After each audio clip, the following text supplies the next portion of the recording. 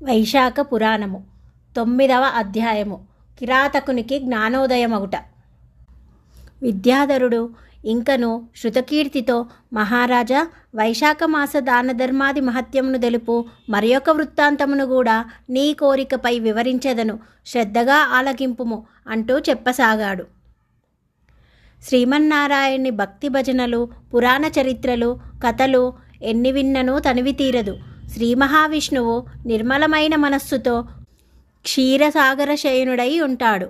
ఆ శ్రీ మహావిష్ణువుని గురించి ఎన్ని చెప్పినను తక్కువే. అయినను నాకు తెలిసిన మరి ఒక వృత్తాంతమును వినిపించెద, వినుము. అది నా భాగ్యం కూడా. పురాణ కథలను చెప్పుట వల్ల నాకు కూడా మరింత పుణ్యఫలము దక్కగలదు.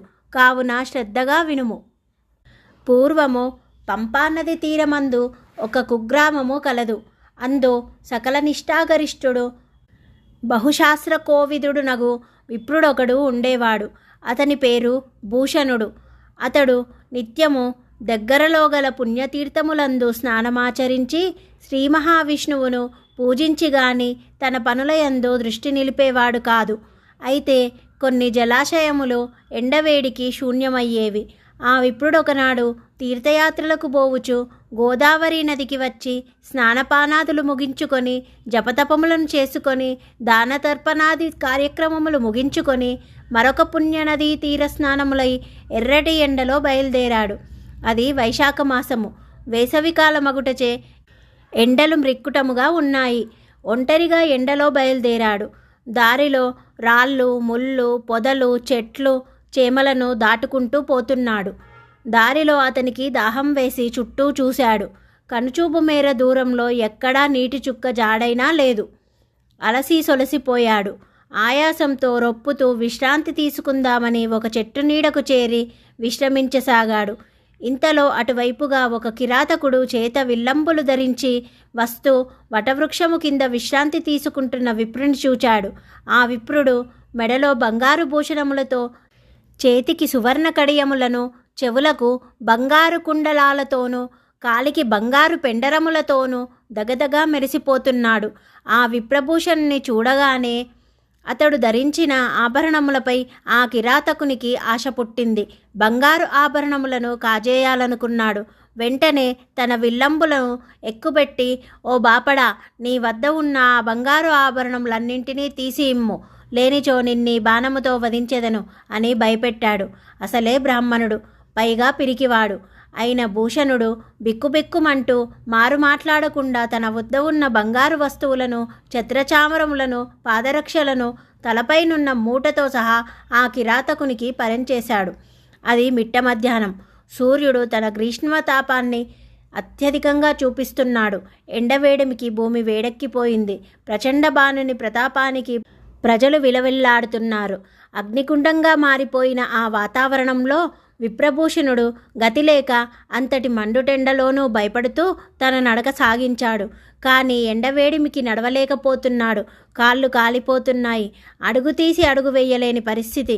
కండ్లమ్మట నీరు కారిపోసాగింది. సూర్యుని ఎండవేడిమికి తట్టుకోలేక పచ్చగడ్డిని, చెట్లను ఆధారం చేసుకొని నడుస్తున్నాడు. పాదాలు బొబ్బలెక్కసాగాయి, మండిపోతున్నాయి. అపసోపాలు పడిపోతున్నాడు. తూలుతో త్రుళ్ళుతో అడుగులేస్తున్నాడు. ఆపుకోలేని దుఃఖంతో అడుగులు వేస్తూ సాగుతున్నాడు. కిరాతకుడు ఇది చూచాడు. బ్రాహ్మణుడు పడుతున్న అవస్థను గమనించాడు. అతని మనస్సు కరిగింది. విప్రునిపై జాలి కలిగింది. అంతటా తనలో, నాకు నా పాదరక్షలున్నవి గదా, పాపమా వెర్రి బాపని, పాదాలు కాలుతున్నట్లున్నాయి, అతని పాదరక్షలు నాకెందుకు, వాటితో నాకేం పని అనుకుంటూ భూషణుని వద్ద నుండి దౌర్జన్యముగా తీసుకున్న అతని పాదరక్షలు అతనికే ఇచ్చివేశాడు. పాదరక్షలు ధరించి కాలిమంటల నుండి ఉపశమనం పొందిన బ్రాహ్మణుడు అప్రయత్నంగా దీర్ఘాయుష్మన్ భవ అంటూ, కిరాతక, మండుటెండలో నాకు పాదరక్షలు ఇచ్చి పుణ్యం కట్టుకున్నావు, నా బాధ తీర్చావు, నీకు విష్ణులోక ప్రాప్తి సిద్ధించునుగాక అంటూ ఆ కిరాతకుణ్ణి దీవించాడు. ఆహా, ఆ కిరాతకుని పుణ్యము ఏమనవచ్చును? వైశాఖ మాసమందు పాదరక్షలను దానం చేసినందువల్లనే అతనికి విష్ణులోక ప్రాప్తి కలుగుతుంది కదా. మరి వైశాఖ మాసంలో చేయదగు దానాది కృత్యములన్నీ చేసినచో మరెంత పుణ్యమబ్బునో గదా. అతడు కిరాతకుడు, నిర్దాక్షిణ్యంగా జీవులను చంపి భక్షించువాడు, అసత్యము అన్యాయముల చేతను దౌర్జన్యము చేతను జీవించువాడు. అతని జీవితమే ఒక పాపాల పుట్ట. కిరాతకుడంత క్రూరుడు మరెక్కడైనా ఉంటాడా? మరింతటి పాపాత్మునికి విష్ణు సాయుధ్యం ఎట్లు అబ్బింది? అదే వైశాఖ మాస దానమహిమ. బ్రాహ్మణుడి దీవెనతో కిరాతకుణ్ణి నెమ్మదిగా జ్ఞానోదయమయ్యింది. వైశాఖ మాసమున పాదరక్షల దానముతో పాపాత్ముడు కూడా పుణ్యాత్ముడవుతున్నాడు. జ్ఞానోదయం పొందిన కిరాతకుడు, ఓ విప్రమోత్తమా, మీకు పాదరక్షలు దానం చేసినందువల్లనే నా పాపములన్నీ హరించి శ్రీహరి సాయుధ్యము కలుగునని దీవించితిరే. అసలు ఆ శ్రీమన్నారాయణుడు ఎవరు? పుణ్యమంటే ఏమిటి? వైశాఖ మాస మహిమ ఎట్టిదో వివరించి చెప్పండి స్వామి అంటూ ప్రాధేయపడ్డాడు. ఓ కిరాతక, ఈ వైశాఖ మాసమందు నీవు నాకు పాదరక్షలు దానం చేసినందున నీ పాపములన్నీ నశించి నీవు పుణ్యాత్ముడవైతివి. దీనికి కారణం ఇప్పుడు వైశాఖ మాసం ఒకటయే. ఈ వైశాఖ మాసమందు ఎవరైనను సద్బ్రాహ్మణునికి చెప్పులు, గొడుగు, విసనకర్ర, తలగడ, పరుపు, చాప, పండ్లు, చల్లని మంచినీరు, మజ్జిగ, పెరుగు ఇత్యాది దానములను ఒసంగించిన వారు ఈ జగత్సృష్టికి స్థితికారకుడగు శ్రీ మహావిష్ణువు యొక్క కృపకు పాత్రులు కాగలరు. వారెంతటి పాపాత్ములైననో ఆ శ్రీహరి కృప వల్ల వారి పాపాలు హరించుకుపోయి పుణ్యాత్ములై మరణాంతరం వైకుంఠలోక ప్రాప్తి నొందగలరు. ఎండవేడిమికి నా పాదములు బొబ్బలెక్కుటను నా దీనస్థితిని చూచి పాదరక్షలు ఇచ్చి కాపాడితివి.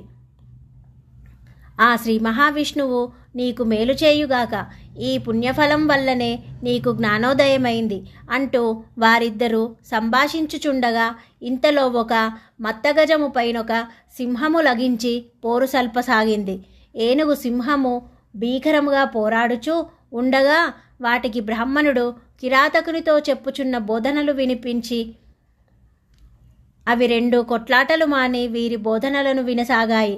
సింహ గజములు రెండును బ్రాహ్మణుడు కిరాతకునికి బోధించుచున్న వైశాఖ మాస మహత్యమును విన్నాయి. శ్రీ మహావిష్ణువుకు అత్యంత ప్రీతికరమైన వైశాఖ మాస మహత్యం వినినంతనే ఆ సింహ గజములు రెండును దేవతా మనుషుల వలె మారిపోయాయి. ఈ హఠాత్ పరిమాణాన్ని చూసిన భూషణుడు, కిరాతకులిద్దరూ ఆశ్చర్యపోయారు. ఆ దేవస్వరూపులు సద్బ్రాహ్మణుడైన భూషణుని వద్దకు వచ్చి సగౌరవముగా నమస్కరించాయి. అంతట భూషణుడు, ఓయి, మీరెవ్వరు? మిమ్మల్ని చూస్తుంటే దేవరూపుల వలె ఉన్నారు. మీకీ విరుద్ధ రూపములైన సింహ గజ రూపములు ఎట్లు వచ్చినవి? మీ వృత్తాంతమంతయు పూర్తిగా చెప్పవలసిందని అడిగాడు. సింహ గజ రూపములు వదిలిన ఆ సుకుమారులిద్దరూ ఇట్లని చెప్పసాగారు. ఓయి సద్గుణభూషణ, మేము మాతంగ మహర్షి యొక్క పుత్రులము. మమ్మల్ని దంతిలుడు, కోహలుడు అంటారు. మేమొకనాడు మా తండ్రి మనస్సు నొప్పించితిమి. ఆయన శాపం వల్ల మాకీ సింహగజ రూపములు సంప్రాప్తించినవి. మా తండ్రి అయిన మాతంగి మహర్షి సకల నిష్ఠాగరిష్ఠుడు. నిత్యము పూజా పునస్కారాలతో గడిపేవాడు. ఆ శ్రీమన్నారాయణ్ణి సేవించనిదే మరే పని చేసేవాడు కాదు. ఆయనకు శ్రీ మహావిష్ణువు అన్న వైశాఖ కార్తీక మాఘ మాసములయందు పూజలు చేయుట అన్న మిక్కిలి ప్రీతి. ఆయా మాసములందు ఆయా దేవుళ్లకు అమితానందముతో పూజలు చేసేవాడు. కడునిష్టతో ఆయన వ్రతాలు పూజలు సలిపేవాడు. అత్యంత వ్రతనిష్ఠాగరిష్ఠుడై మెలిగేవాడు. ఆయనొకనాడు అత్యంత నిష్ఠతో పూజలు చేయుచుండగా వాహ్యాలికి పోయి అప్పుడే వచ్చిన మా ఇద్దరితో, నాయనలారా, మీరు పెరిగి పెద్దవారయ్యారు. ప్రతిరోజు వాహ్యాలికి పోతూ కాలంను వృధా చేస్తున్నారు. మీకా యుక్త వయస్సు వచ్చింది. నాకా వార్ధక్యము మీద పడుచున్నది. నా తదనంతరం ఈ ఆశ్రమాన్ని చక్కగా పూజలు పునస్కారాలు చేస్తూ కాపాడవలసిన బాధ్యత మీదే. ఆయా మాసాధర్మాలను పాటిస్తూ దానధర్మాలను చేస్తూ అత్యంత భక్తి శ్రద్ధలతో మెలగండి. రండి, మీరు కూడా వచ్చి పూజలు నిర్వర్తించండి అన్నారు.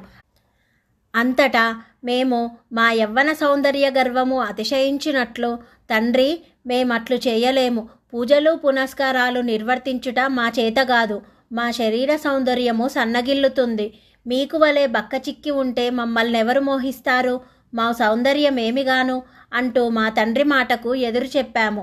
అంతటా మా తండ్రి పుత్రవాత్సల్యంతో, నాయనలారా, మీపై గల అనురాగంతో మిమ్మల్ని ఇంతవరకు బలవంత పెట్టలేదు. కానీ ఇంకా మీరు పెరిగి పెద్దవారైనారు కనుక కులాచార రీత్యా వైశాఖ మాస విధులను నిర్వర్తించవలసిందే. నదీ స్నానాలు చేసి వచ్చి కూర్చోండి అని ఆజ్ఞాపించారు.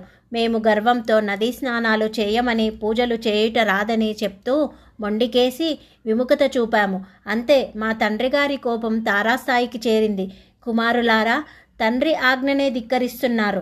తండ్రి మాట వినని పుత్రులను, అప్రియముగా మాట్లాడు భార్యను, దుర్మార్గులను దండించని ప్రభువును శీఘ్రమే వదిలివేయాలని పెద్దలు చెప్పుదురు. నిర్లక్ష్యముతో తండ్రిని లక్ష్యపెట్టని కాముక కుమారులారా, మీరు యవ్వన కామాంధులై గర్విష్ఠులై మంచి చెడలు తెలియక మసులుతున్నారు. శ్రీ మహావిష్ణువుకు పూజ చేయని పుత్రులు ఉండినేమి లేకున్ననేమి, కావున మీరు అడవి జంతువులుగా జీవించండి అని శపిస్తూ తన కమండలములోని నీళ్లను మాపై జల్లారు. మేము గజగజ వణికిపోతూ, తండ్రి, ఈ విషయము ఇంత దూరం వరకు వస్తుందనుకోలేదు. మా తప్పును మన్నించండి. పశ్చాత్తాపంతో కృంగిపోతున్నాం. మీ శక్తి తెలియక మిమ్మల్ని ధిక్కరించాము. మాకు జ్ఞానోదయమయ్యింది. మీ పుత్రులపై కనికరించి శాప విముక్తిని తెలపండి అని ఆయన కాళ్లను పట్టుకొని ప్రాధేయపడితిమి. అంతటా మా తండ్రిగారైన మాతంగ మహర్షి మమ్ములను దయతలచి, నాయనలారా, నా శాపము వృధాగా పోదు. నా శాపము వల్ల మీరు ఇరువురు సింహగజ రూపములను పొంది పరస్పర విరుద్ధ స్వభావముతో మెలుగుతూ ఈ అడవియందు ఉండి కాలం గడుపుతూ ఉంటారు. కొంతకాలానికి ఒకనాడు మీరు ఇరువురు ఘోరమైన బొట్లాటలో ఉండగా, మునిగి మరణించు సమయములో భూషణుడనే సద్బ్రాహ్మణుడు ఒక కిరాతకునికి వైశాఖమాస మహత్యము బోధించు బోధనలను విని మీ మీ నిజరూపములను పొందగలరు. ఆ బోధనలను మీ చెవిన పడగానే మీకు శాప విముక్తి కలుగును. అటుపిమ్మటే మీరు నా వద్దకు రండి అని శాప విముక్తిని చెప్పారు. ఇప్పుడు మీ దయ వల్ల మాకు శాప విముక్తి కలిగినది. మమ్మల్ని దీవించండి అంటూ భూషణుడిని వద్ద దీవెనలను అందుకొని తండ్రిగారైన మాతంగ మహర్షి ఆశ్రమానికి వెడలిపోయారు. కావున ఓ కిరాతక, వైశాఖమాస మహత్యము ఎంతటి విలువైనదో తెలిసిందా? ఈ మాస మహత్యము సూక్ష్మంగా వినినంతనే సింహగజ రూపముల్లోనున్న వారికి శాప విముక్తి కలిగింది. చూసితివి గదా, అట్లే నీకును పాదరక్షలను దానం చేసిన ఫలముచే పుణ్యం సంప్రాప్తిస్తుంది. నీవు ముక్తిని పొందగలవు అంటూ భూషణుడు బోధించాడు. కిరాతకునికి మనస్సు ద్రవించింది. పూర్తిగా జ్ఞానోదయమైంది. నన్ను క్షమించండి స్వామి, నా అజ్ఞానాన్ని మన్నించండి. మీ బోధనలు నన్ను పూర్తిగా మార్చివేశాయి.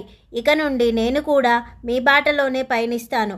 ఆధ్యాత్మిక చింతనతో నుండి అంతర్యామిని దర్శించుటకు ప్రయత్నిస్తాను అంటూ తన వద్దనున్న సర్వస్వాన్ని బ్రాహ్మణుడు అప్పగించి జీవితాంతము శ్రీ మహావిష్ణువు సేవలో గడపటానికి అనుజ్ఞ పొంది ఇంకను తన సందేహములను బ్రాహ్మణునికి విన్నవిస్తున్నాడు. 9వ రోజు పారాయణ భాగం సమాప్తం.